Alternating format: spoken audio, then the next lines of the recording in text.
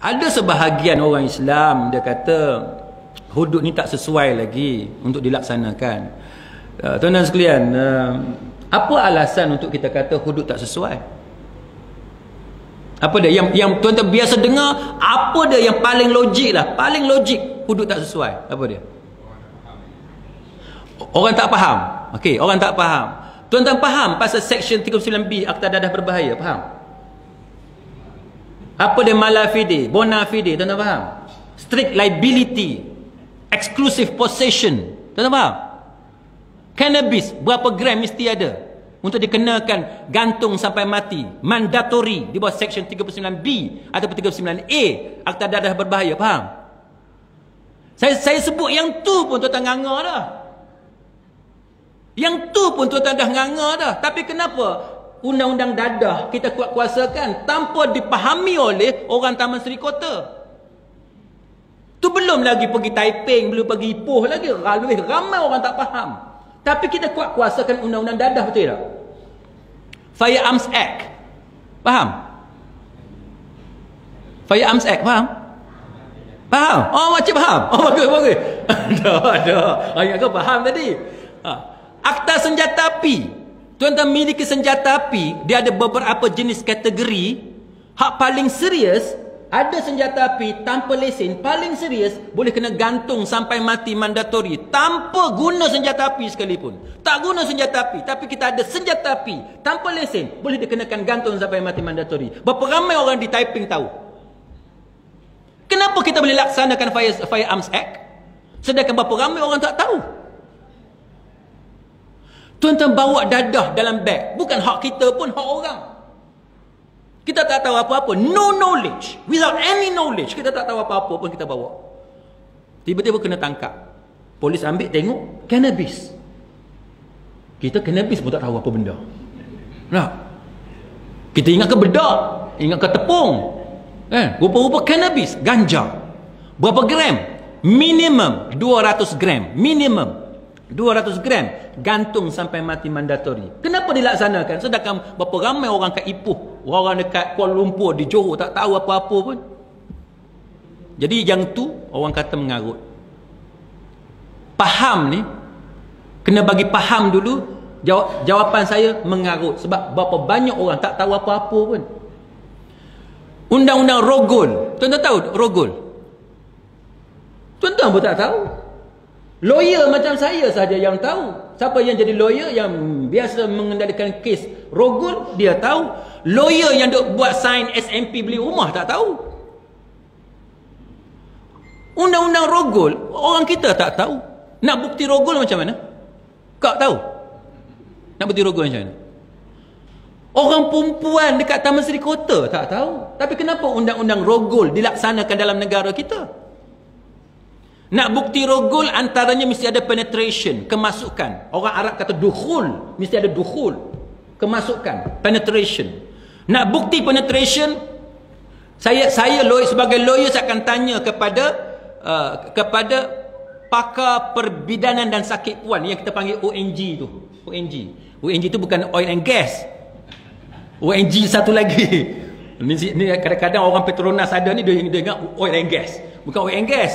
Obstetrics and gynecologists. Baik, jam tu, kalau tuan-tuan tengok jam, bulat kan? Saya sebagai lawyer saya akan tanya doktor pakar. Ada penetration atau tidak? Kalau doktor kata tidak ada penetration, buang kes. Kalau doktor kata ada penetration, kemasukan, saya akan tanya, wear and tear macam mana? Wear and tear dah. Tear macam mana? Koyak macam mana? Dia akan beritahu. Koyak pukul 1 ada, pukul 9 ada, pukul 5 ada, pukul 6 ada. Koyakkan tu dia menghala kita ikut jam. Tuan-tuan faham ke? Saya cakap yang tu pun tak faham dah. Itu undang-undang dalam negara kita, section 376, 375 kanun keseksaan. Dilaksanakan dalam negara kita tanpa orang kita faham. Banyak lagi saya boleh bagi contoh kat tuan-tuan. Inggris datang negara kita, dia merdekakan negara kita tahun 1957. Dia bagi kepada kita undang-undang yang tuan-tuan faham tak? Tuan-tuan pun tak faham. Dia bagi, dia tinggal gitu je. Bila hudud, kena bagi faham dulu. Yang undang-undang orang putih, satu benda pun kita tak faham, kita diwajibkan terima. Ini adalah satu benda yang paling mengarut yang dilakukan oleh manusia, yang nama dia syaitan. Manusia syaitan. Nama je Islam tapi manusia syaitan. Baik. Boleh? Satu lagi. Ni cerita ni kena tambah 1 jam lagi je. Apa benda yang zalim hudud ni? Apa benda yang zalim? Boleh bagi tahu apa benda yang zalim? Boleh? Potong tangan. Haji kata potong tangan yang zalim kan? Orang duk cakap kan? Orang duk kata potong tangan ni zalim. Nak tanya tuan-tuan, potong tangan dengan gantung sampai mati, mana lebih zalim? Potong tangan, tahu potong? Tahu? Potong tangan dengan gantung sampai mati. Sampai mati ni, gantung. Gantung ni, cerita dia zaman dulu, kadang-kadang tali panjang sangat. Bila tali panjang sangat, leher putus. Dia jatuh laju, putus. Jadi mayat tu bercerai dengan kepala. Kadang-kadang tali pendek sangat. Bila tali pendek sangat, menyebabkan orang tu ambil masa 45 minit, sejam baru mati. Macam tu. Sampai lidah terkeluar, mata terbeliak. Sebab tu banduan yang hukum gantung sampai mati, teruk mayat dia. Zaman sekarang dah canggih dah, kita calculate, kita kira berat dia berapa, katalah 80 kg. Apa ni makcik, berat berapa? 40. 40 kg 40 kg, kira tali panjang mana supaya bila jatuh tu tepat. Dia patah tu, dia patah tengkuk tu, mati on the spot tanpa menyeksa banduan. Zaman sekarang. Jadi zaman sekarang tak ada dah. Keluar lidah, tak ada dah zaman sekarang. Ataupun putus leher, tak ada dah. Dia patah tengkuk, mati on the spot. Baik, antara potong tangan, curi ni dengan gantung sampai mati, mana lebih dahsyat? Ke ada orang tamu Seri Kota kata potong tangan lebih teruk? Tak. Tengok orang kecil manis, nak mati ke nak kat kaki? Tanya. Orang kecil manis, hang nak mati, pakcik nak mati ke nak potong kaki? Semua kata nak potong kaki belakang. Betul tak? Semua kata potong kaki. Tak apa, rela potong kaki. Maknanya potong tangan lebih baik daripada gantung sampai mati. Dalam negara kita, tuan-tuan sekalian, dadah 39B gantung sampai mati. Firearms Act gantung sampai mati. Rompakan bersenjata gantung sampai mati. Kenapa tak kata yang tu sebagai zalim? Kenapa kamu kata potong tangan sebagai zalim? Jawapan dia kerana kamu syaitan. Kamu syaitan. Kamu kata kepada undang-undang Islam zalim. Kamu tak berani kata undang-undang Inggeris sebagai zalim. Kamu syaitan. Jahatnya manusia. Dia sampai buta, tuan-tuan. Ini Quran, tuan-tuan. Boleh kamu kata zalim kepada Quran? Apa lagi? Banyak lah, tuan-tuan. Ada sejam. Tak cukup. Apa lagi? Ni orang kata sekarang ni, sebab kita ni ikut Umar Al-Khattab. Umar Al-Khattab kalau kemarau, dia kata kan, kemarau kita tak boleh potong tangan orang. Dia kata negara kita ni ramai lagi orang miskin. Dia kata kita tak boleh buat hudud.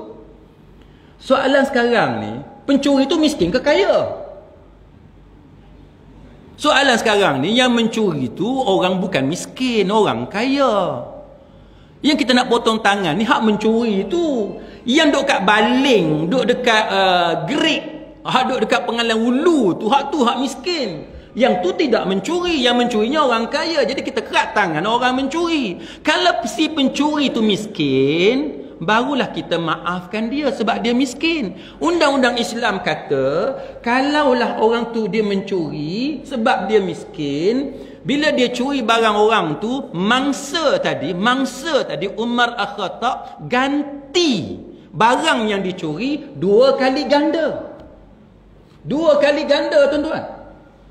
Syekh Yusuf Al-Qaradawi dalam kitab dia Al-Madkhal li Dirasat Syari'ah Al-Islamiyah, dia kata bahawa Umar Khattab ganti 2 kali ganda. Kita sekarang ganti tak? Tuan-tuan kena curi. Siapa curi? Taib Pik. Taib Pik tahu Taib Pik? Yang sisa dadah tu, dia pecah masuk rumah kita, dia curi habis gelang-gelang apa semua kan. Dia ambil duit. Duit pula bukan simpan elok, dia buh dalam bawah tilam lah, bawah bantal lah, dalam sarung bantal. Macam mak mertua saya, ni video ada pula.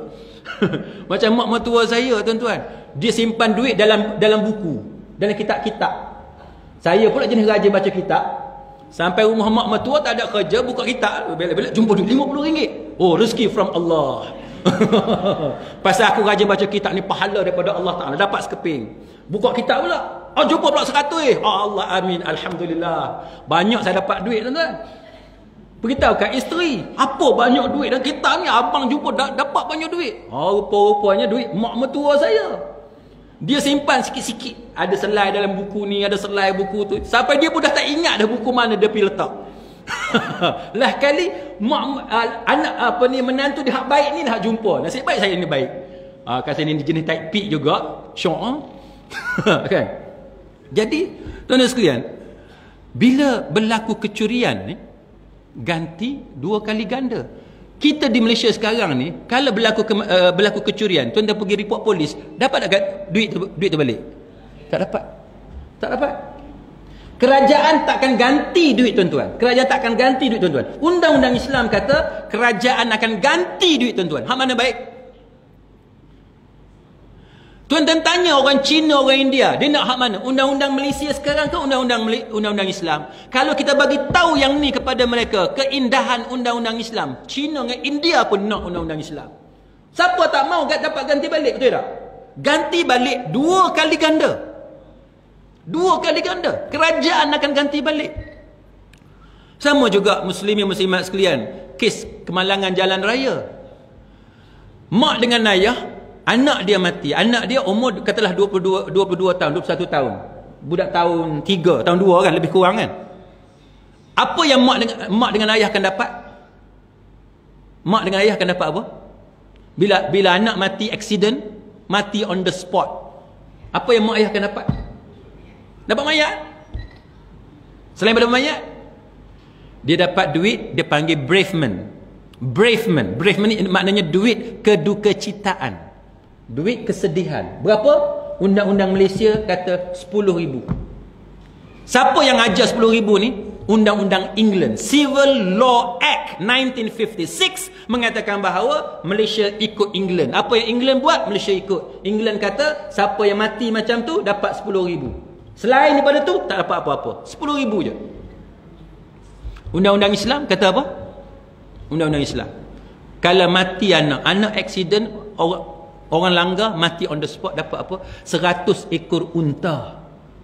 100 ekor unta, kadar sekarang dia boleh jadi RM400,000 hingga RM500,000. Tuan-tuan nak mana? Nak RM400,000 atau RM10,000?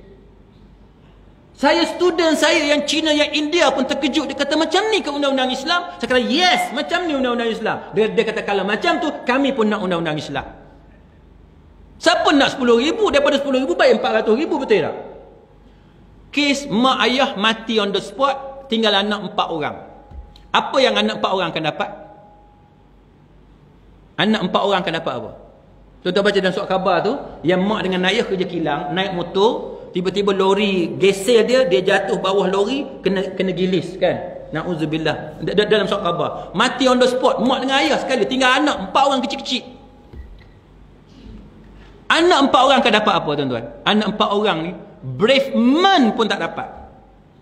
Duit kedukecitaan pun tak dapat. Tak layak untuk bersedih. Ikut undang-undang England yang Malaysia ikut. Mereka hanya layak dapat apa? Mereka hanya layak dapat duit pengkebumian sahaja. Duit kebumi kat Taiping berapa sekarang kos? 1,000 lebih. 1,000 lebih. Dekat mahkamah, biasa mahkamah bagi 2,500 hingga 5,000 ringgit untuk kos pengkebumian. Adil tak, tuan-tuan? Duit untuk duka cita pun tak dapat.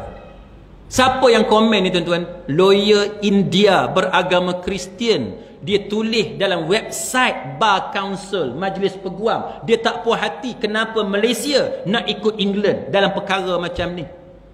Sedangkan undang-undang Islam kata kalau kematian macam tu, dia akan dapat 400 hingga 500,000 ringgit. Tuan-tuan, antara 2,000 ringgit dengan 400,000 ringgit, tuan-tuan agak Hindu yang ada potu dengan nandak kat sini, dia nak mana? Dia nak mana? Bila saya cakap macam ni dalam satu lecture, tuan-tuan sekalian, student saya yang Hindu ada 5 orang ke 6 orang, datang habis lecture dia jumpa saya, dia kata, "Sir, why don't you spend 5 minutes every time you have our lecture to speak about hudud?" Dia kata. Hindu pun nak tahu tentang hudud bila dia tahu bahawa itu sebenarnya hudud. Tapi orang kita dia telah menjadi syaitan dengan cerita hudud ni nampak jahat, nampak buruk, nampak kejam, nampak zalim, nampak sadis, nampak barbarik, nampak tidak bertamadun, nampak outdated.